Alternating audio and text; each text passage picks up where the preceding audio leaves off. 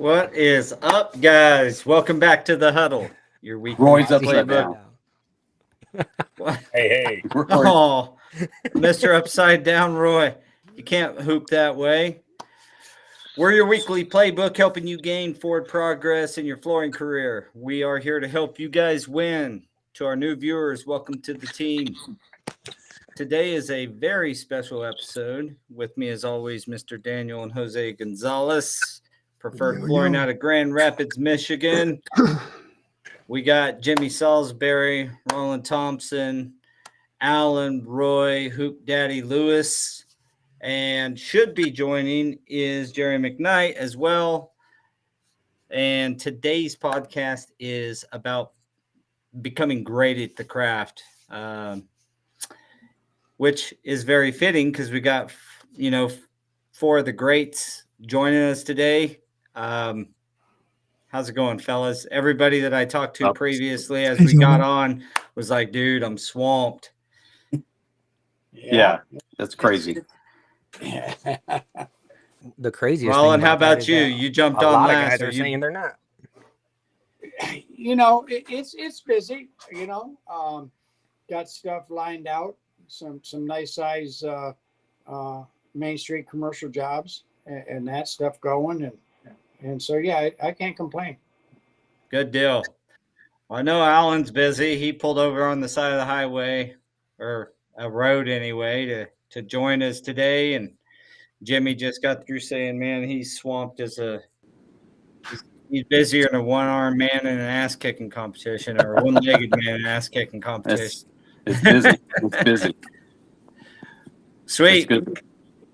Well, I was going to give Jerry a few minutes to join in, let some of our viewers continue to join in, but we can always talk about the weather, but we're always going to end up on flooring on this podcast. You know how that goes. So what's the status of everybody's, 2025 so far and on looking? You may be busy right now. We've established that, but how's 2025 treating you so far and what's the outlook? Well, January was typical January. There was room for more. February, picked up to where it's running hard into March. But in the flooring industry, what you do in December is what you install in January, and so the last part of December is when it slowed down. So the beginning of January was on the downside, about what it was part of last year. So it wasn't nothing surprising, but a lot of people are in movement. Of course, we're in an area where a lot of people are losing their jobs too. Yeah, that's tough. Where tell us where you're at, Roland, again. Tell everybody. I'm 45 miles from DC and 46 miles from Baltimore. So we have a lot of people that work in government jobs that commute from here.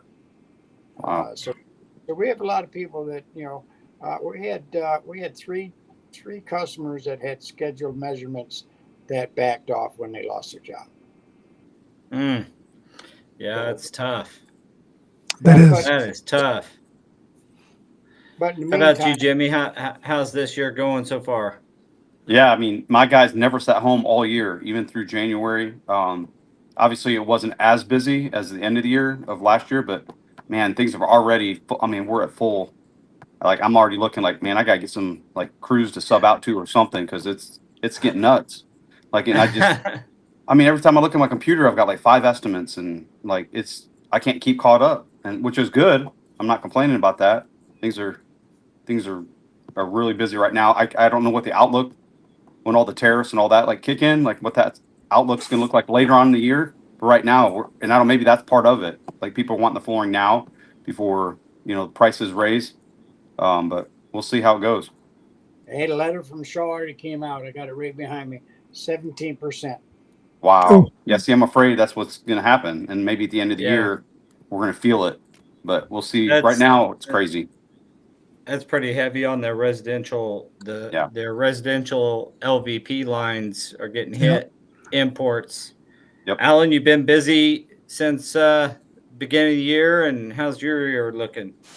Yes, sir. I've been busy. I've I've ventured out a little bit and expanded what we do. I've started doing the full bathroom remodel since we set tile and do the major parts of the bathroom where I've got a contact and just building up my reputation in cabinets and the countertops and just facilitating those and getting other contractors in to touch other parts of the bathroom basically. So that's kept us real busy through January and February. And we're still doing all of our flooring work. I'm really pushing my guys to venture out and not lean on me so much and let me be more in and out and more of the technical kind of guy to troubleshoot and to kind of guide them and send them the right direction with what we're doing. So that's kind of what I've been rolling through and trying to train my guys up a little bit better. Love it. Can we try to get you to flip your camera 360, see if that works? I don't know what's going on. One more turn. One more. Boom. There it There is. we go. Are we upside down Boom. now? We got you up. I We wanna got be you the right other side up. I want to You be look- the other way. Yeah, I wonder if he's got his screen locked. Do you have your screen locked? I don't. Nah, he's in good shape now. At least you look good. If you look upside down to you, you look great to us. All right, we're gonna kick this thing off. Check it out. The purpose of this podcast was to this particular episode was to kind of get in the minds of you guys. And every single week, if you watch the podcast, we talk about training, we talk about excellence, we talk about pushing yourself.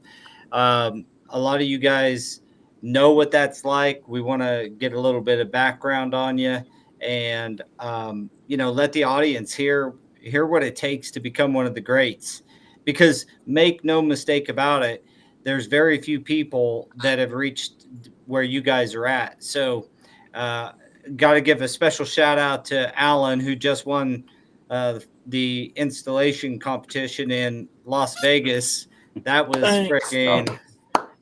freaking awesome. Appreciate it. Had the opportunity to interview him while we were there and get to know him a little bit. How's your son doing, real quick? He's good. He got a soccer game tonight. Nice. We got Yeah. kid duty. Goes from football to football, huh? Man, football to football. All right, Roland, you've been on before. Give us a quick, background on you and how you got to where you're at. I assume that, first off, how long have you been a store owner? Well, I opened up the store in the beginning of 2018. So what? That's 7 years, going to my 8th now.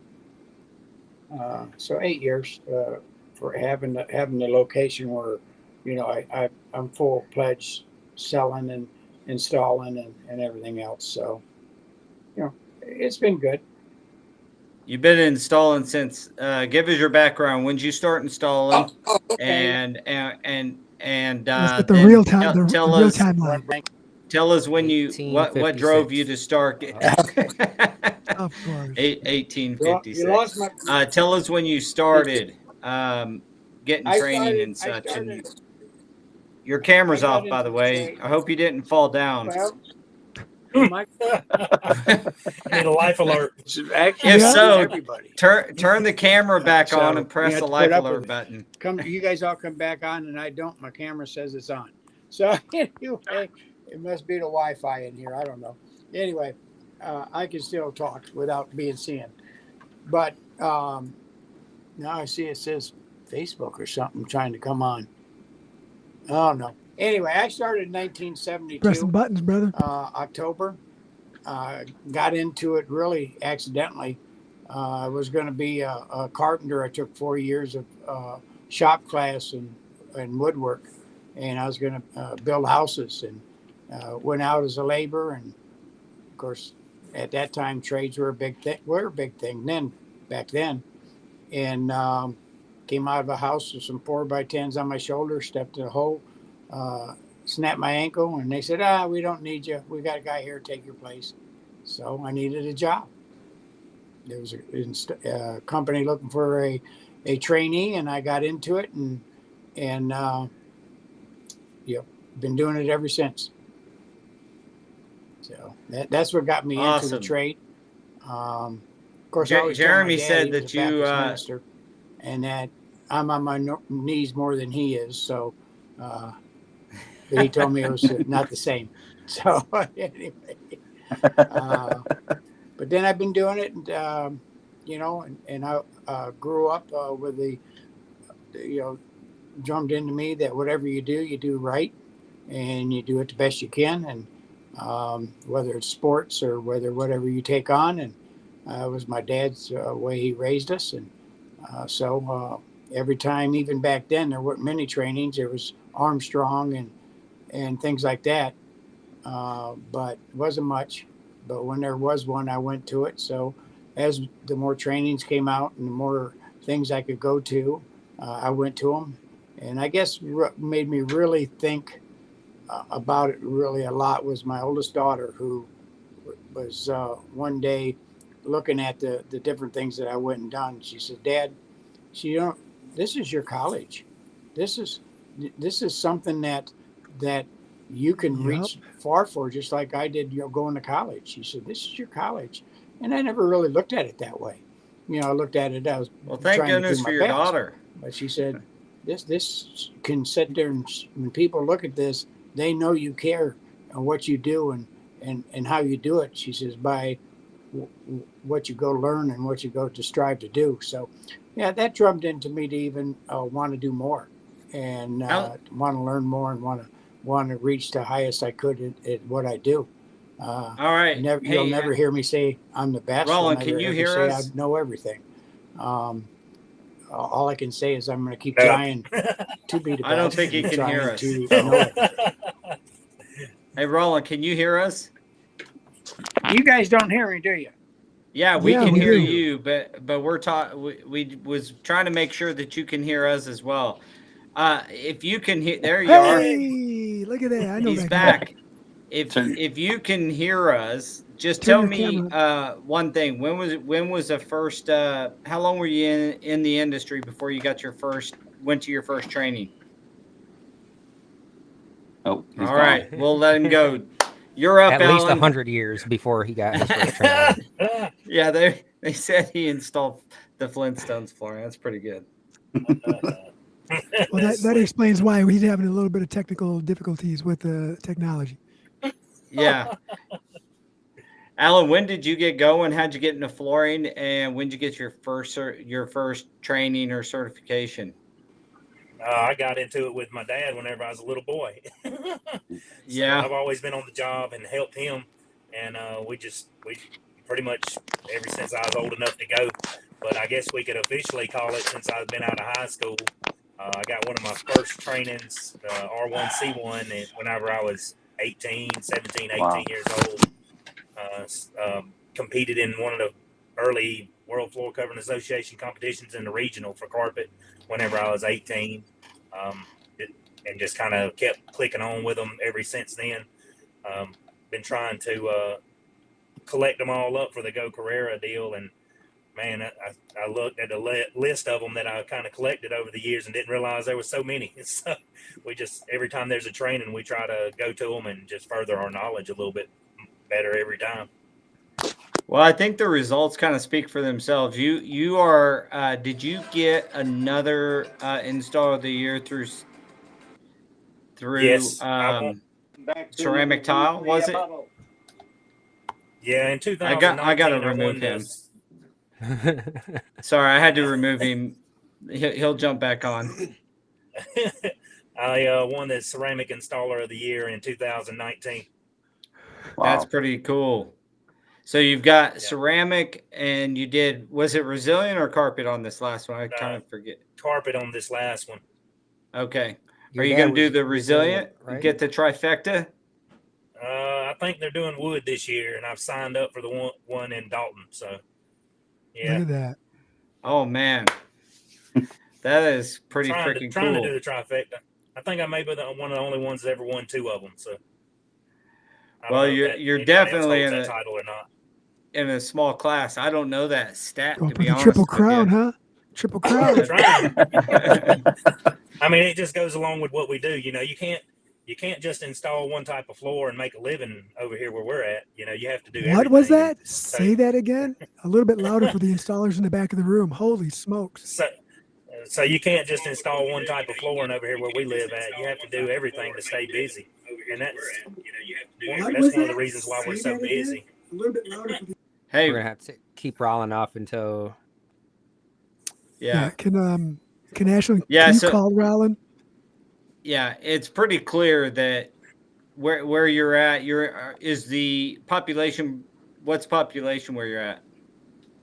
Ah, shoot, I don't know. There's a bunch of people around here. Yeah, I think We're that probably about 2 you hours can. south of Atlanta. Okay, well, I think that that's kind of the way it is in most areas. You've got to be kind of diversified, going from several products. I started in carpet and then ended up in sheet vinyl and that kind of thing. But you got to be able to do miss the sheet vinyl days. multiple products. You missed You it. do? Installed a kitchen to sheet vinyl the other day, and I was like, man, I kind of miss this. It's a challenge, right? Every time it's a challenge, and when you step away and come back, you That's gotta right. make sure, like, okay, At we a got 30 one shot, Yeah, we let's got a do it. 30-foot drop, and I'm trying to train this guy to hold these corners and do these things. I'm like, man, I kind of miss it a little bit. Yeah. All right, Jimmy, you're up, dude. When did you get going, and what got you into flooring, and then when did you get your first certification or training? Jimmy's froze. We are having. Jimmy, can you hear us?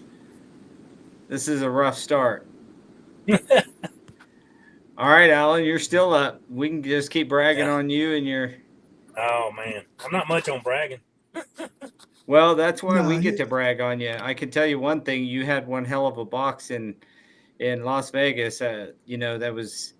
Those things are not easy to do, and you know what I'm saying. It's one of them things with the pressure on and the people watching and all that stuff. Yeah. And you're still able to perform. When I was talking to all you guys there, that was one of the X factors. Yeah, the timing, man. You don't have time to do some of the things that you normally would do on a job. You don't have time to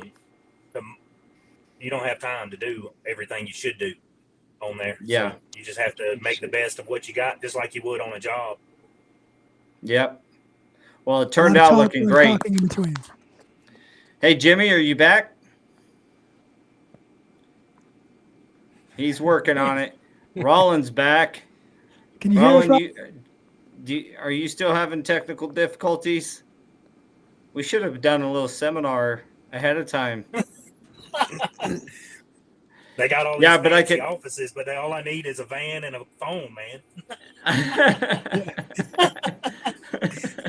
Yeah, good point. It's crazy. I think It's the crazy that issue the is- guy in the van has got the technology part down better than the guys in the office or at home. Yeah, boy, that's a clean ass van too. Yeah, man, we got to keep it clean around here. Yeah, that's one of the things. You mentioned Go Carrera earlier, but I think that one of the ways that installers get really good is, you get out there, you get some experience like you did with your dad, and you're working away. And as soon as you can get that first training and that first certification, and then you go and apply that knowledge out in the field, and then you kind of start to yearn for it. That's what I found from being on the board at CFI, the advisory board, is that a lot of the guys that go get all their certifications and are reaching the heights at CFI,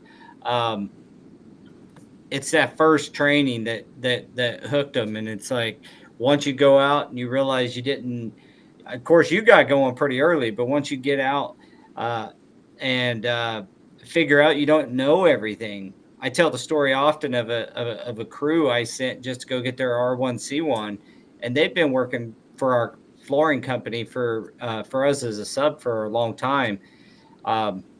After that training, they were like, dude, I didn't realize how much stuff I didn't really know, Yeah. So I see that as a big driver. it's a little bit different for me because my daddy, he said, you got to do it this way. And we did it that way. But when we went to the trainings, we realized he was right. Well, that's It's like, good. dang, you really are right. And you never argued with him again after that. Nah, you just do what he says do and go on about it. Well, it's so your dad was in flooring as well, or was he Yeah. more general? No, Daddy was in flooring. He was in flooring since he was 16.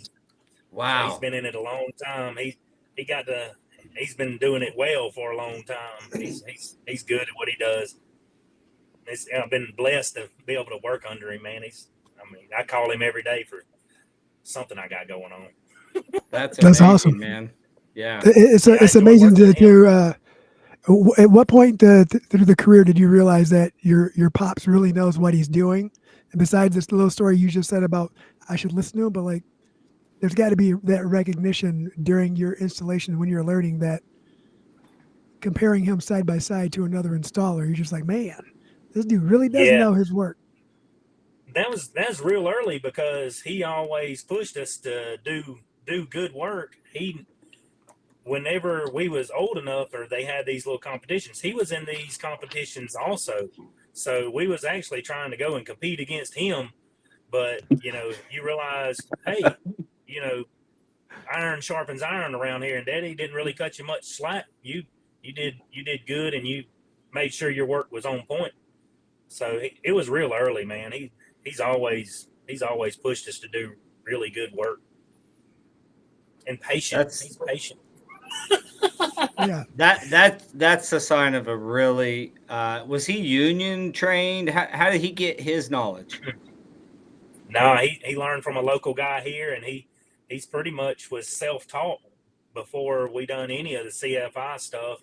And then as CFI came along, he added to his tool belt, as we say. He was already doing really good work before he went to CFI and started getting the trainings. He was already a top tier go-to guy in our area, and he just added to what he already knew, and it's just been exponential for all the years.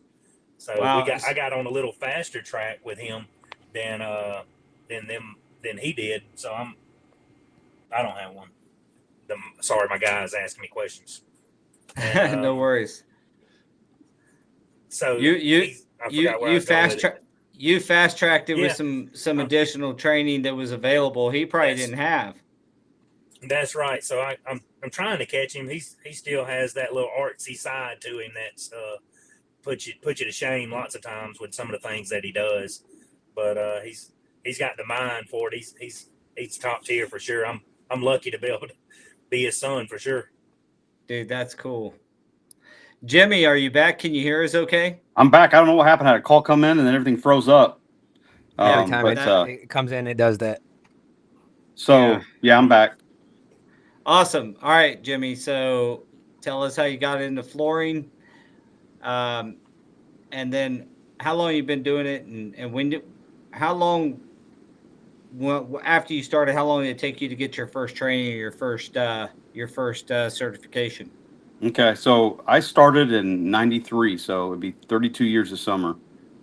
Straight out of high school, I had a job moving down here. Yeah, I'm old, man, but I moved from Michigan to just north of Indianapolis, and I came as a helper. I had a job before I even moved here, and so I really just kind of fell into it. I went from $4.25 an hour to $6, and man, I thought, man, I was rolling in the dough. I was rolling in it, but I didn't realize, with taxes and all that, I really didn't make that much money. But I mean, it's been a blessing. I got lucky. I got on with the crew, one of the high-end stores here in Indianapolis. We did a lot of Colts and Pacers players. I mean, just high-end stuff. And then through the training, Carrera put on a training, and that's how I got in the know of CFI, because Jim Walker was doing the training for Carrera. And so from that on, I took it on myself to get certified. Went up to Tony Buckhart. He's actually done all of my CFI certifications. It's crazy. Really? Tony's the man.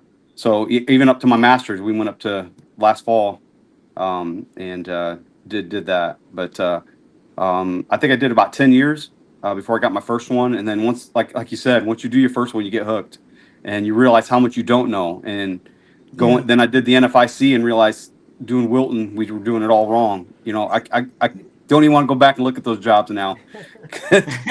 or we just got lucky. We got lucky every time. I don't know, but there's definitely art to it. I just did a landing and flat weave, and we had to deconstruct it, put it all back together.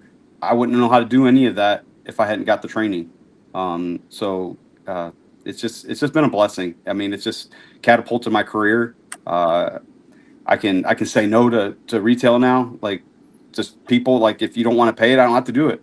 But I know what it takes to do. I know what it takes to do it right. And if you want it done right, you know, I'm your man. If you don't, you know, that's fine.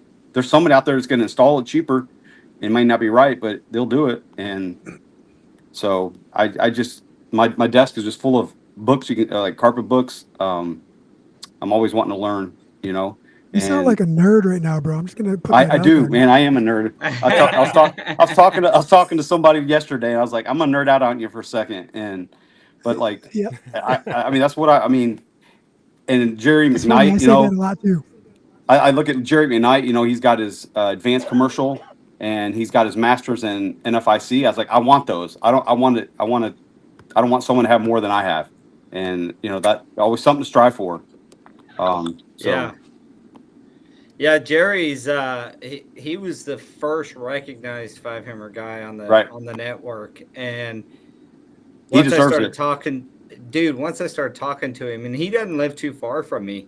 I was pretty amazed at how not only how much work he does, but also how he's able to fit all the stuff in the trainings, like just for the audience, because we talk about it a lot, and there's a lot of people who will comment like the time or the money or something's the holdback. Dude, Jerry makes bank, and he stays busy as much as he wants to. The key that I want the audience to understand is that once you get really, really good like these guys, you get to demand a price. You get to not have to do any of that work you don't want to do, and you demand a certain ticket number, you know, and it helps you to be able to afford to do whatever you want. And if you love making money, you should love getting trained and expanding into other floorings, like Alan was just talking about, you know, not just doing, I know plenty of people who specialize and do just fine, but also expanding your knowledge base, because at some point you reach the pinnacle of carpet and you got that next thing you can go jump and do. So, Roland, are you back with this for real? I don't know. I got it. Oh my goodness. Well, you are. Just don't touch a thing, because you're didn't looking. touch nothing last time. You probably got a phone call. We believe you. I got those. I did get those, but it was, you know, it doesn't ring, but it does show across. So yeah, I did get a couple of those. So they might have been messing with it. I don't know. Probably. We got you back. Well, that's good. We were just talking about how, you know, if people would realize some of the installers that we run probably about 70 crews or so, subcontractors, and the number one problem with them, or problem that they bring up about training, is always time and money. And we've always tried to explain to them that, you know, some of them may be able to do LVT, and we try to get them to like learn how to not only do LVT better, but also go take a sheet vinyl class. You know, we try to encourage them to expand their knowledge so that they can make more money and be more versatile. And dude, it's expanding, it's believing in yourself and giving yourself a chance to become a floor nerd, like Kevin's calling us all. Yeah, 100%. Yeah. Kevin's the nerd. Yeah. Kevin is a nerd, but he's a cool nerd. He's a fishing nerd too. He'll text me. I watch. This just goes to show, and the conversation just goes to show that it doesn't matter what line of work you're in. You got to be all in, right? Like if you're doing something to make a living and you find a career somewhere, you should continue education in that. It'll help you progress. And I think just because we're flooring guys and it's what we chose to do, or it's what chose us, is you got to get good at your craft. And it's a very common theme for everyone that we're fortunate enough to have in our lives, you gentlemen included. Is you see the common theme of what you guys are currently getting out of your career is because of what you put into it. Yeah, that's the key. Yeah. The comment about Jerry McNeight is, he gets paid.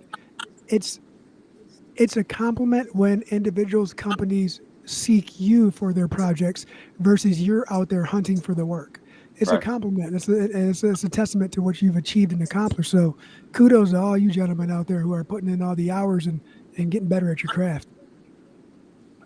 Yeah, but I guess the main point there is it doesn't cost you money at the end of the day. It makes you it just makes you so much better that you're going to make more money because of it. And then you can expand into other stuff. Heck, Alan's over there doing full bathroom remodels, and he's probably like so much fun. I would guess, and I may be putting some words in your mouth here, Alan, so jump in. But my guess is you because of all that, though, you also know who to go to for the highest quality in your tops. That's your right. Counter, because you are a quality guy, because you know what that looks like, you're able to also know the other quality people and be able to do something like what you're doing.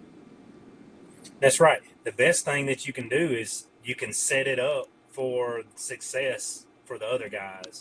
And I can set my showers or my walls or my things up very well for the cabinet guys. The sheetrock work and stuff like that. You can just set it all up for the next guy even better. Yeah. And you know what quality to look for, especially sheetrock guy. That's right. You know what you got to go over, all that kind of stuff. Yeah, so that's my ploy to the for the next guy even better. Yeah. Oh, poor. And sheetrock guy. You know what you I was about to do the same thing. Unfortunately, when we hear ourselves talking, yeah, it sure is. I did not move. We just watched him flip his phone and everything. We watched you move it, Roland. He said I didn't move. You're on. He sounded like this. You're on camera, bro. We caught you.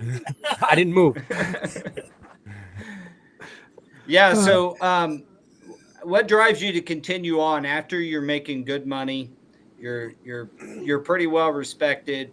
You got, maybe you're R1, C1, R2, C2, or some variation of that with the other training entities. We're kind of training agnostic. We just want everybody to go get trained.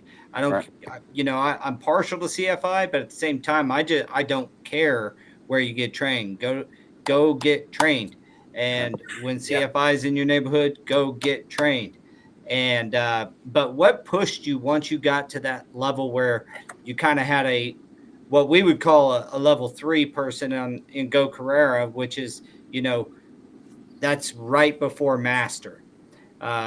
We look at it like a 1 is proficient, 2 is experienced, 3 is expert, 4 is master, and 5 you're just bragging. And that's how we look at the hammer rating. So once you got to that 3 level where you're really an expert, or at that point, what kept driving you to continue on your education in particular? I mean, for myself, I was in sports a lot. Like basketball was my game, and I want to be the best. That's my drive. Once I did my R2 C2, I knew I wanted to do the masters, but I knew I had to hand sew. So then when I saw NFIC come up, I was like, I got to do that to do my masters. And I can't believe how much I learned from NFIC, not just the hand sewing, but man, so much more. But I just wanted to be the best. Like I like Jerry McKnight, man. I want to get what he has now. That I heard that he's got more. I want that now.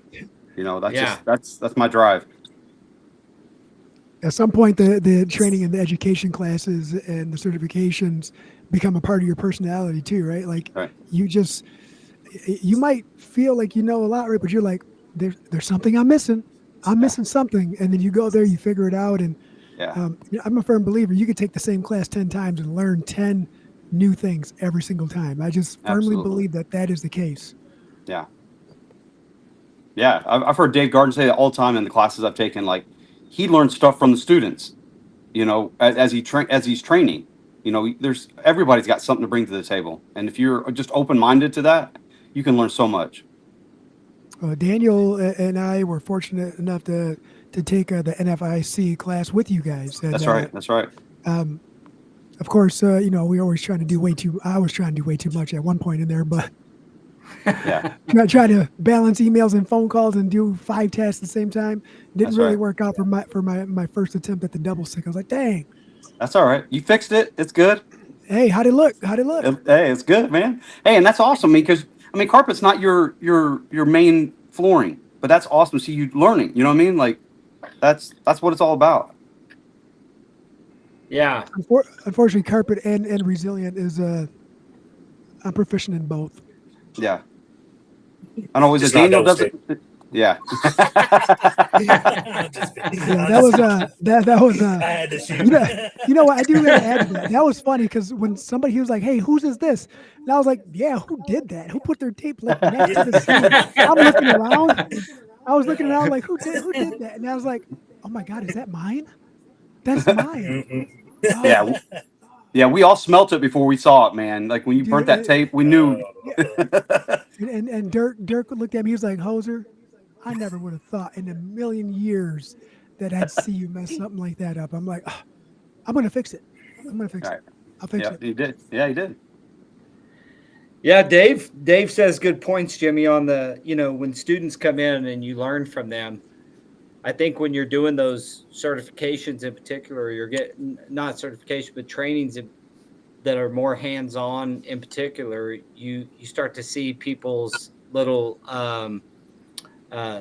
tricks. I know that Daniel, we did a podcast one time when he was actually instructing a training, and he was like, man, these guys are like, and he commented on the same exact thing. They got these little tricks that they're showing, and you know, he teaches sheet vinyl, heat welding, flash coving, all that stuff, and that's the area I love myself. And so those tricks, those little things that make your day go just a little bit easier. How cool is it you get to actually pick that up and it's not even part of the training? Well, I tell them Roland, you're back. tell them I'm going to steal it and tell everybody I thought of it. Well, fair. Daniel told me you can't patent an idea, bro. Oh yeah, you can. So I want to keep the ball rolling, Roland. Welcome back. I hope you get to stay with us for the remaining few minutes here. But, you know, if you were to go back, one of the questions got asked to me once, and I thought was an interesting thought, was if you were to go back and talk to yourself, and Jimmy, or Alan, you might be like, you're on the right path, boy. But if you go back and talk to yourself as a younger man, what would you have said in regards to where your career's at now, and where you know, any advice you'd give your 18, 20-year-old self? Because we have a lot of new guys coming in the industry. Don't look like you can see me again, but if you can hear me, put your hand up. We can hear you. Yeah, we're good. We can hear you. Okay. All right. Because Well, you ain't gonna win any tech. You're not gonna win any technology. You hear me still? Awards, yep, go for it. I don't know what's going on. We can hear you. You know what? Can't hear none of you. I love it. I love it. Put your hand up if you can see me. Hear me. All right, I'm gonna talk, but and if you can't hear me anymore, put it down. Anyway, I would tell myself to go to do a business class. Learn that into the aspect also, because that's where when I first started I didn't do, and it took me a while to learn that not only do you have to know it, but you got to know how to run it. To run a business. So that's the thing I probably would tell myself, is that just because you know how to put something in and know how to install or do a job doesn't mean you know how to run the business to do that job correctly. So that's what I tell myself.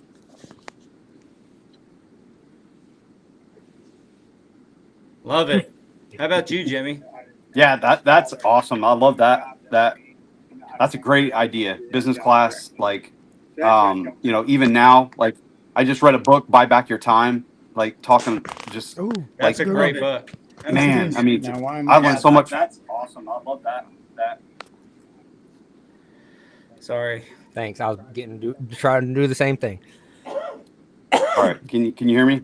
Yep. Go ahead. Oh, all right. can But hear you. anyway, I love that, like the business side of it. And I just said that at the last convention, they asked for ideas. I was like, man, we need to do some business classes or like get someone in here, not just on installing, but like give these guys ideas, like how to run their business better, time management, finances.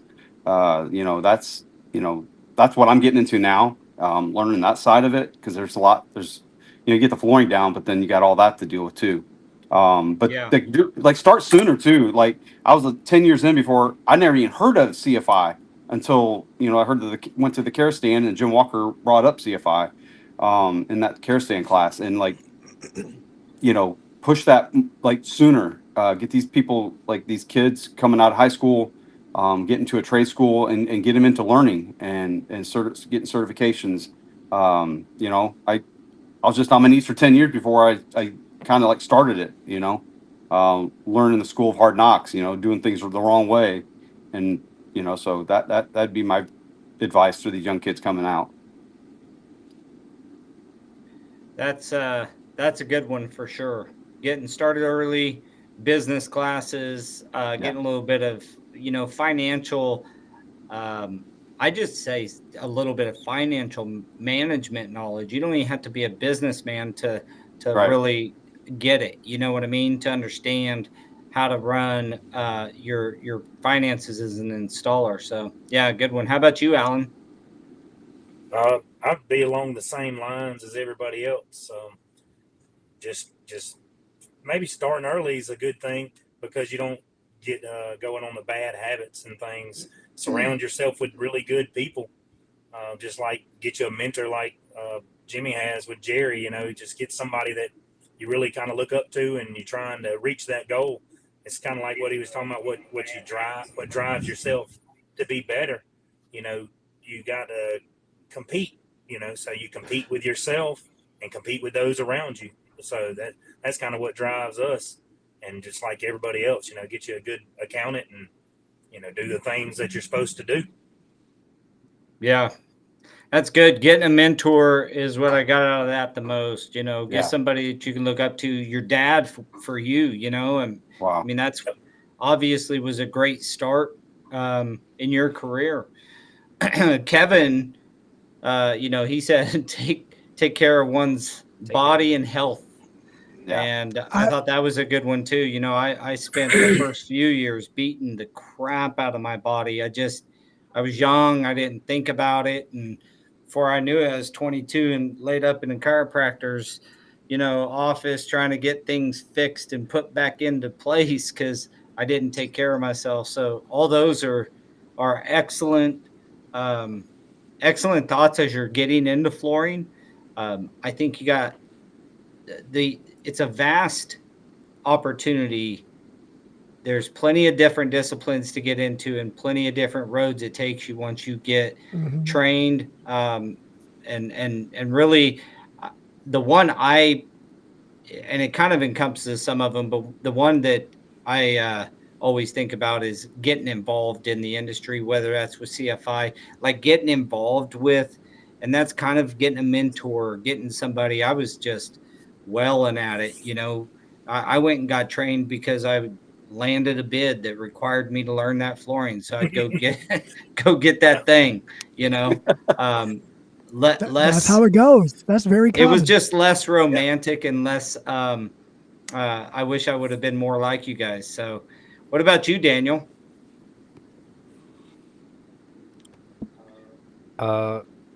He's like, wait, I didn't know I was going to be asked this question. The whole business thing, right? That what Jimmy said really resounded, because we have had a couple people in here these past couple weeks looking for work,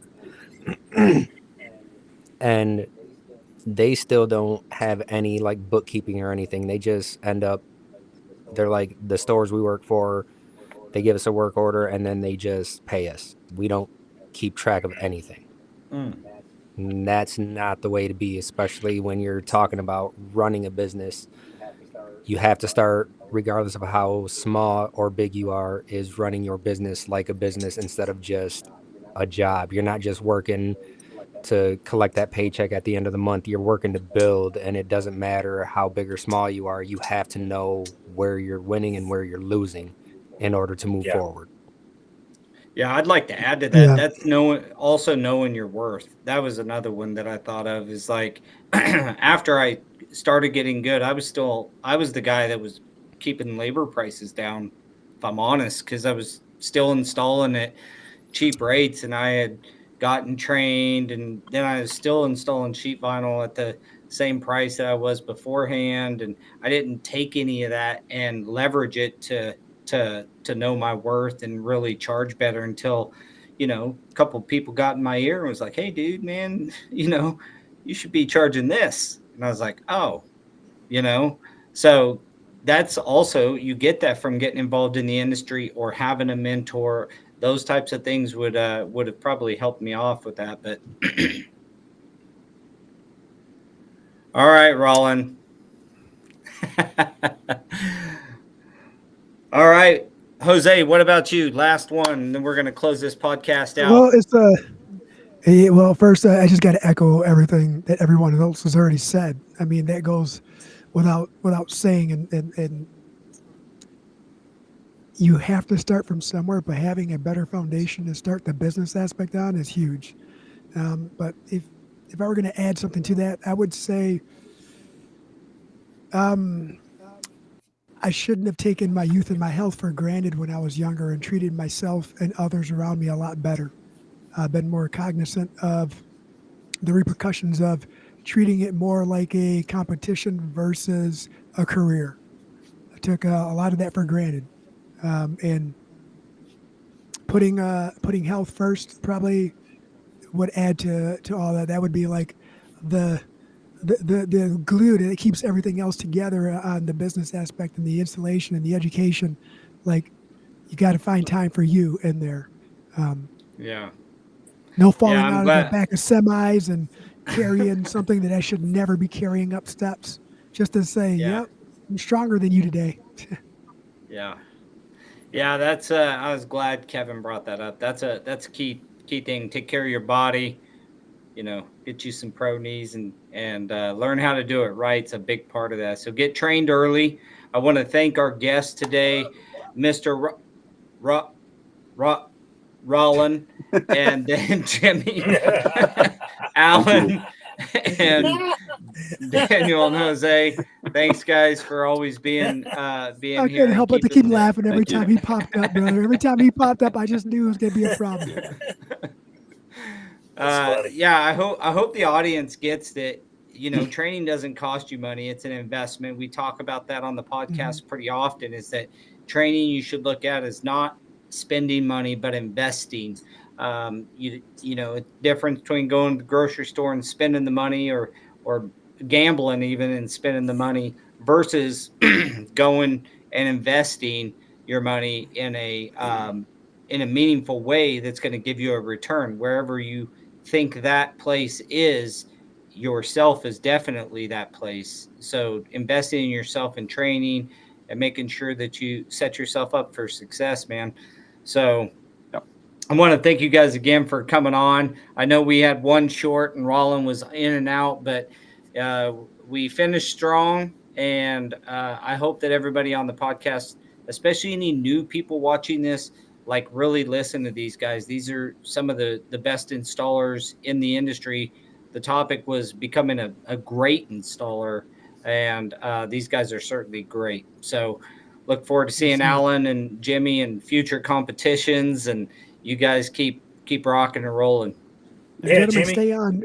Don't hang up Yeah. at the end. Stay on, please. Yep. It's on my schedule this year. We'll see. All right, let's get her done. All right, Yep. guys. So if you like the podcast, give us a like, subscribe, give us a comment, get involved. The easiest way you can get involved is in the industry is jump on the Huddle and talk to some of these guys. A lot of them are willing to chat with you offline. Anytime you need a question, you'll make connections on here. So get on and get involved. We will see everybody next Tuesday, same time, 3:00 Central. And I just say 4:00 Michigan time. All right, guys. Well, we certainly appreciate you guys joining us, and we'll catch you guys later. All right. Thank you. Thank you, everyone.